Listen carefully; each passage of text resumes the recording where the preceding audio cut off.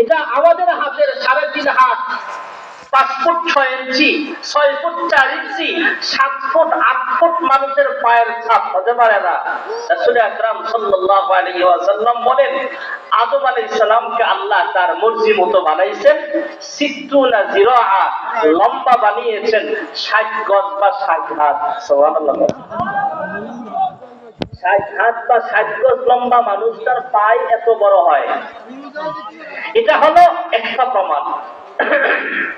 আরেকটা প্রমাণ হলো হযরত আদম আলাইহিস সালামের পায়ের ছাপ যেটা আছে শ্রীলঙ্কার পাহাড়ে, এই পায়ের ছাপটা ডান পায়ের না, বাম পায়ের। কোন পায়ের? সবাই কয় না। এখানে মসজিদ আছে, মসজিদে ঢোকার সময় কোন পাও দেওয়া সুন্নাত? বলেন সবাই। এটা আদব আর ভদ্রতা।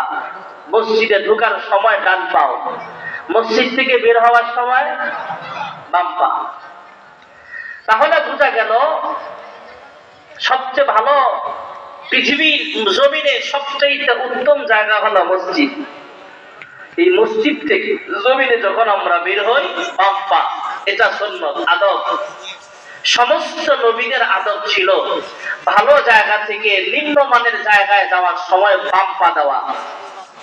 হযরত আদম আলাইহিস সালাম জান্নাত থেকে জমিনে আসছেন, আদম পাহাড়ে বাম পায়ের ছাপ থাকার কারণ দুনিয়ার সিস্টেমে দুনিয়ার জমিনের চেয়ে জান্নাতের জমিন দামি বেশি। দুনিয়ার জমিনের চেয়ে জান্নাতি জমিনের দাম কম না বেশি? হযরত আদম আলাইহিস সালাম জান্নাত থেকে দুনিয়ার জমিনে আসলেন, বেশি দামি জায়গা থেকে কম দামি জায়গায় যখন আসলেন বাম পা আগে দিয়েছেন, এটা আদম নবীর পায়ের ছাপ। সুবহানাল্লাহ বলেন। হযরত আদম আলাইহিস সালাম সর্বপ্রথম জমিনের মানুষ। হযরত আদম আলাইহিস সালাম আর হাওয়া আলাইহিস সালাম জমিনে আসলেন, দুইজনকে দুই দেশে আল্লাহ তাআলা পাঠায়া দিলেন।